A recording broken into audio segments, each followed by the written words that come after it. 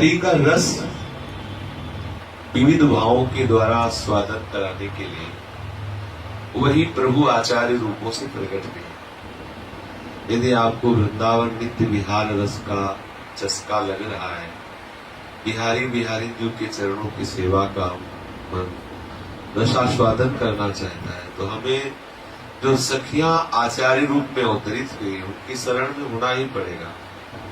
जैसे ये शरीर भी संन्यास मार्ग से आद्य गुरु भगवान शंकराचार्य के मार्ग से इधर आया हुआ है। पूज्य श्री भाई जी हनुमान प्रसाद पोद्दार जी की कृपा से ही संन्यास मार्ग हमें फीका लगने लगा। बनारस से की वाणी और श्री राम शर्मा आचार्य की रास लीला, दो ने हमारे चित्त में भूख पैदा कर दी बिहारी बिहारी जी की। अब हम तड़प रहे थे कि ये रस हमें जो रास लीला में देखा वाराणसी में अंध विश्वविद्यालय में हुआ था। भाई जी से हनुमान प्रसाद पोद्दार जी का एक अंध विश्वविद्यालय है, उसमें है दुर्गा, बिल्कुल ठीक हुई। तो वहां 1 महीने रास लीला देखने के बाद भाई जी की वाणियों का स्वाध्याय करने के बाद चित्त में बैठ गया कि मुझे वृंदावन का रस प्राप्त करना है। श्रीधाम वृंदावन यहाँ आए, एकादशी का दिन था, परिक्रमा चल रही थी। हमने सोचा ऐसा ही वृंदावन में भीड़ होती होगी। हमें लगा कि अगर 2-3 दिन कहीं हमें वास मिल जाए तो ठाकुर जी के दर्शन करें। बिल्कुल अनविक प्रथम बार यहाँ तो वो संत पधार चुके घीसा में रहते थे। हमने उनको प्रणाम किया और कहा बनारस से आए हुए, वृंदावन 2-3 दिन रहने को मिल जाए, कहीं ऐसा जो हम कि ठाकुर जी के दर्शन कर सके। कहाँ क्या दर्शन किया जाता है ये हमें पता चले। उन्होंने इशारा किया हम मौन है। फिर एक संत को प्रेरित किया कि आप इनको जगदानंद जी के यहाँ, तो पूज्य श्री स्वामी जगदानंद जी जो मोतीचील थे वो वहां 2-3 दिन की बात क्या 2-3 महीने हो गए वृंदावन में, जाने का मन नहीं हुआ और तड़पन हुई कि मुझे ये रस कैसे प्राप्त हो। तो रोज हम 3 नाम हमें याद थे, स्वामी हरिदास जी की जय, श्री हरिवंश महाप्रभु की जय, हरिराम व्यास जी की जय। और रोज सुबह कहते हम जिनके परिकर के वो हमें घसीट ले, प्रार्थना करते कि हम अंदर की बात है। ये जब सखी ने प्रश्न किया तो बात हम रोज प्रार्थना करते कि हम जिनके परिकर के हो हमें घसीट लो। हमें पता नहीं कि हमें कहाँ जुड़ना है, पर हमें चाहिए श्री जी का रस चाहिए, प्रिया प्रीतम का रस चाहिए, हमें रास विलास का सुख चाहिए, हमें घसीट लो। बिहारी जी के दर्शन करने नित्य जाते थे, वृंदावन की परिक्रमा करते तो उधर पानी घाट की तरफ तुलसी का एक बगीचा था।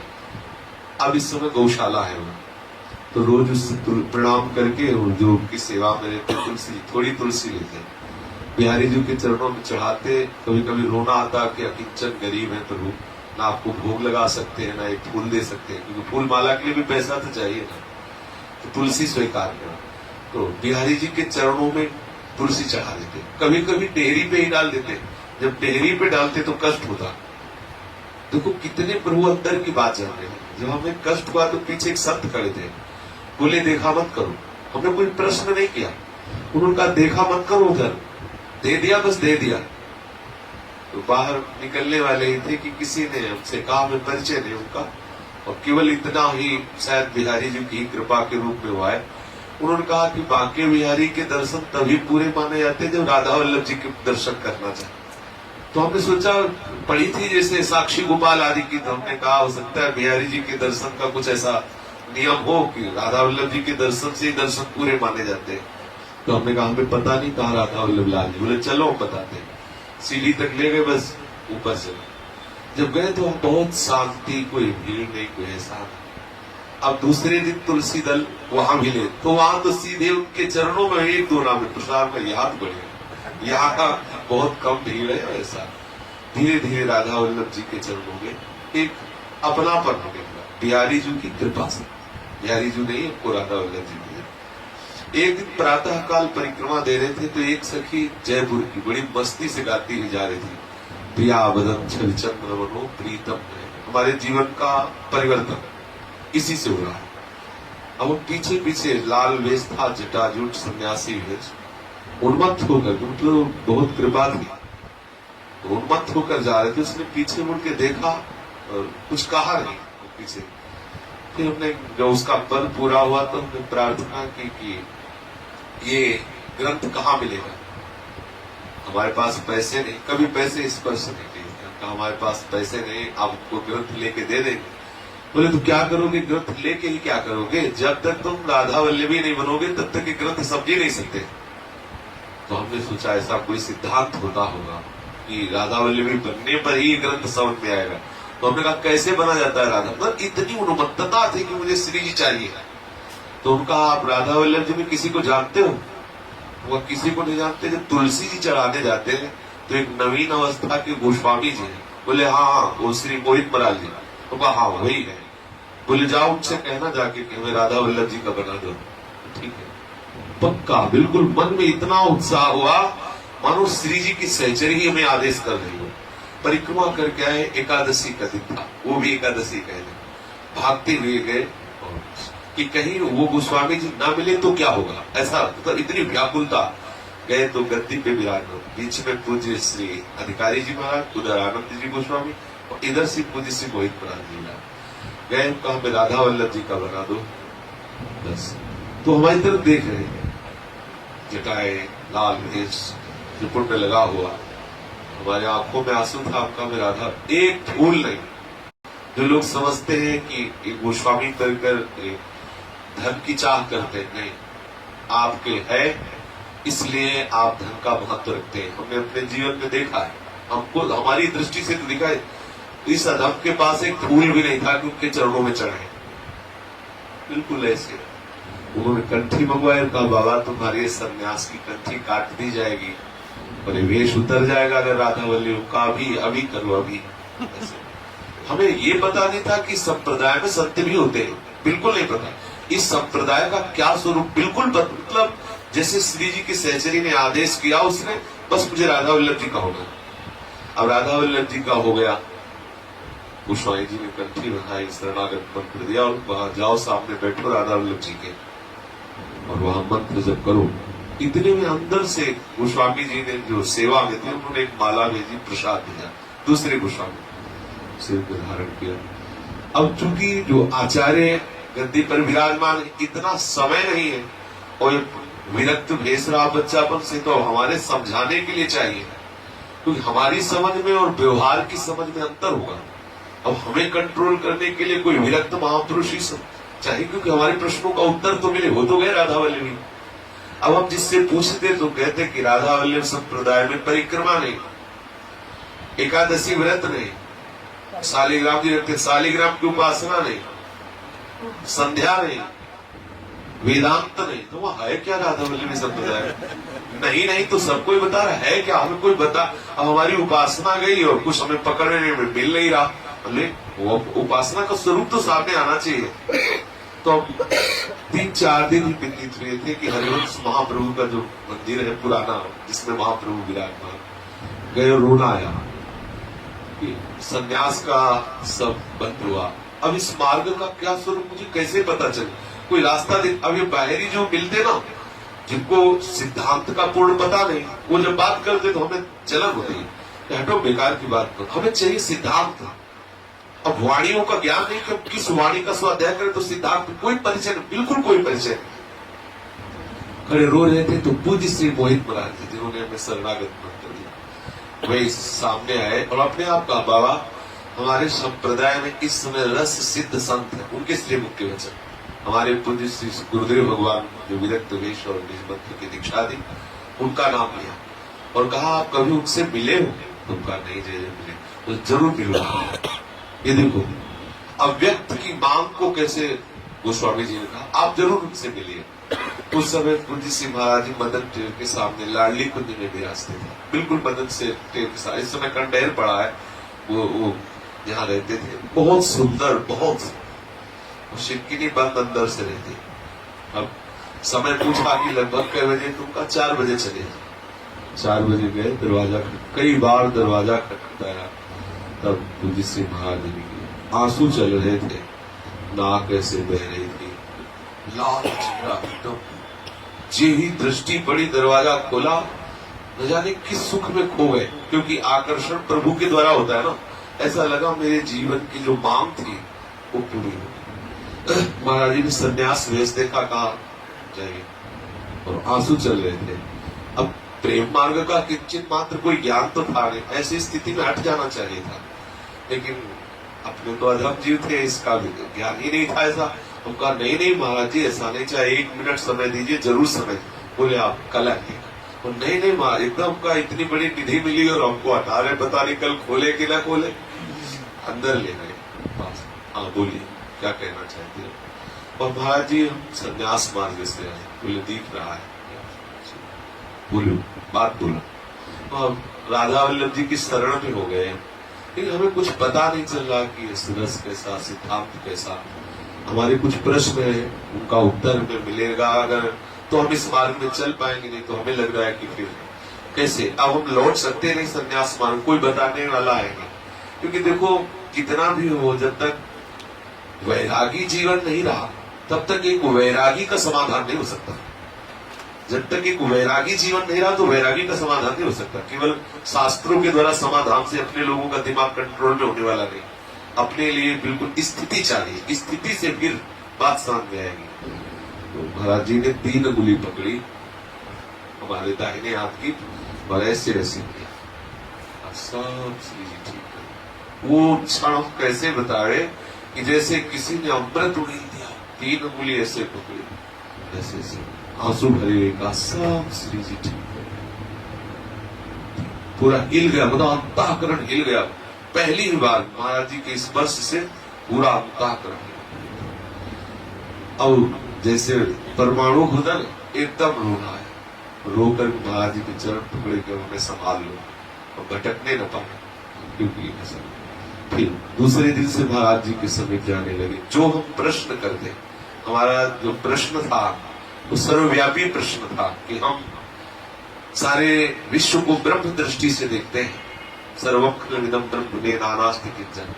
आप राधा वल्लभी सिद्धांत में से किस दृष्टि से देखेंगे? मां प्रभु के उपदेश को एकदम एक सूत्र में बोला, सर्वान वस्तुतया निरीक्ष परम स्वराज्य बुद्धि। हम सुबह से जब निकलते हैं तो राधा रमण जी, निधिवंत, सेवा कुंज, राधा दामोदर जी, ऐसा होते हुए फिर हम राधा वल्लभ बांके बिहारी, फिर हम अपनी कुटिया जाते हैं।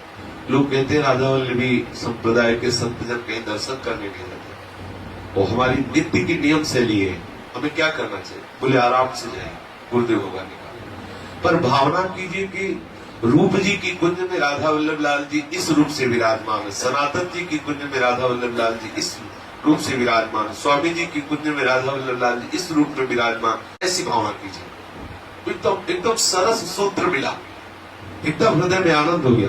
अनन्यता देखो यही होता है अनुभवी महापुरुषों का और शास्त्र के महापुरुषों का अंतराय होता है।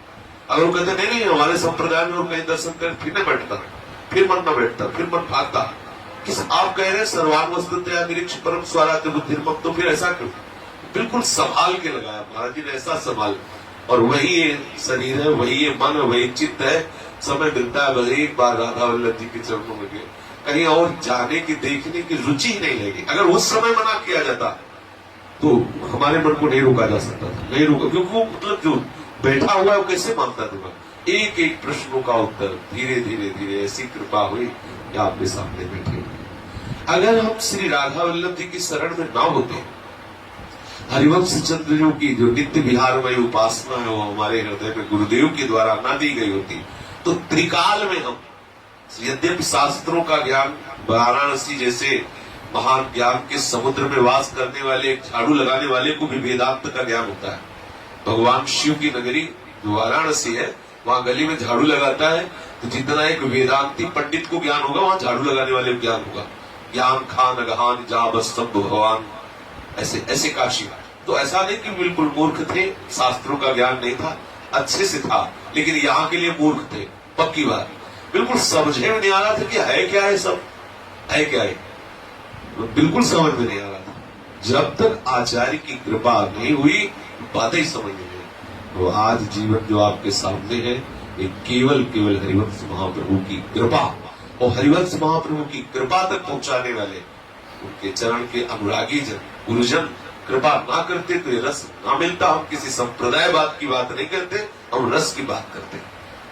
अगर ये हमें हित महाप्रभु की शरणागति न मिलती तो शास्त्रों में प्रवेश करने वाली बुद्धि और साधना में चरम अवस्था में स्थित होने वाली बुद्धि भी बिल्कुल मूर्ख थी इस देश के लिए। वृंदावन प्रेम देश के लिए मूर्ख थी। यदि रसिक महापुरुषों के गुरुजनों की कृपा ना होती और रसिक नरेश श्री हिंदू महाराज की शरणागति ना मिलती तो बिल्कुल ये रस अनुभव में आता। आज जो आप सुन रहे हैं केवल गुरुदेव की कृपा दृष्टि और आचार्य की शरणागति। इसलिए हम डंके की चोट से कह सकते हैं कि बिना आचार्य की शरणागति के ये रस प्राप्त नहीं हो सकता। खुद अपना ही अनुभव, हमें खीर मीठी लगी तो मीठी ही बोलेंगे ना, इसमें संप्रदायवाद की बात नहीं। आदि गुरु भगवान शंकराचार्य के संप्रदाय से आए, वो बच्चापन से जिस मार्ग में थे, हम अगर हमें ऐसा कुछ लगता तो वह इतना फक्कड़ स्वभाव था शुरू से कि वो 1 मिनट में हम स्पष्ट वर्णन कर देते कि मुझे नहीं मिला, कुछ नहीं मिला, स्पष्ट वर्णन कर देते, क्योंकि हमें किसी के उससे दबाव से कोई भी मतलब नहीं है। बड़ा मतलब उद्दंड स्वभाव रहा, वैराग्य की उद्दंडता रही कि आप हमारे हैं, हमारी समझ में आई तो आए, नहीं जय श्री राधे, आप अपना मार्ग अपने को। मतलब ठक्कड़ाएं होती ना, तो बच्चा मुझसे बाबा जी रहे, तुम वो सब लोक व्यवहार हमें कभी समझ में नहीं आया। शास्त्र के विरुद्ध आचरण, विरुद्ध बात तो आप चाहे 1000 मास के ऊपर बैठे सिंहासन में हम नहीं माने। ऐसा स्वभाव रहा है, वही स्वभाव में आके यहाँ खड़ा किया है गुरुजनों की कृपा से। तो ये हम बिल्कुल दृढ़ता पूर्वक कह सकते हैं कि जब तक आचार्य की शरणागत नहीं होगी तब तक ये रस मिलेगा नहीं। और हम ही क्या, श्री स्वामी हरिदास जी के परिक्रम में एक ग्रंथ है, उसमें लिखा और ना पाई है बिन स्वामी आके विपिन बसंत बैराग जो लड़काई थे। ना पाया है ना कोई पाएगा, बिना श्री स्वामी हरिदास जी की कृपा के नित्य विहार रस नहीं मिल सकता। ऐसा महापुरुषों, ऐसे ही सेवक जी महाराज का, बड़े बड़े महापुरुषों का ऐसा अनुभव है। तो जब तक आचार्य और गुरु की शरण में नहीं जाएंगे तब तक वो रस मिलने वाला हमको नहीं है, पक्का। ये हमारा अपना अनुभव है, किसी और का कुछ अनुभव हो वो ठाकुर जी जाने।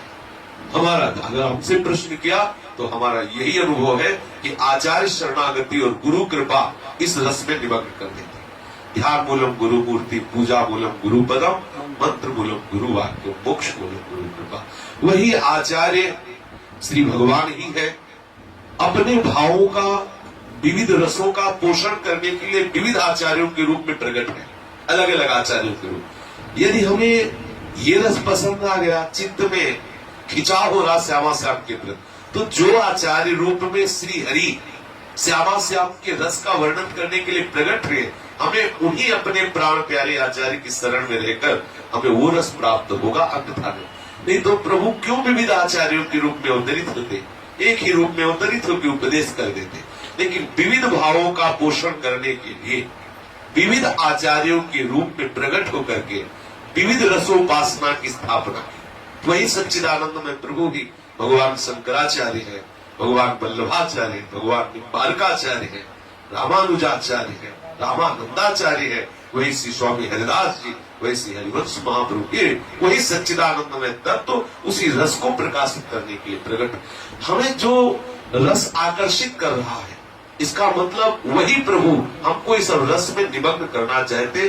वो मेरी मांग नहीं, वो प्रभु के द्वारा दी हुई इच्छा है। तो प्रभु उसी रूप में अवतरित होकर जो उपासना पद्धति की, हमें वही शरण ले लेनी चाहिए। ऐसा हमारा स्वयं का अनुभव है।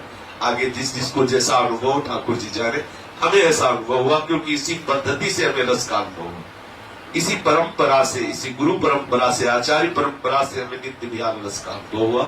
अवश्य अवश्य आचार्य की शरणागति से ही ये नित्य विहार श्री श्यामा और श्याम के अद्भुत प्रेम रस का अनुभव होता है। अन्यथा कोई तप आदि साधनों के द्वारा, ज्ञान आदि साधनों के द्वारा इस रस का अनुभव नहीं कर सकता।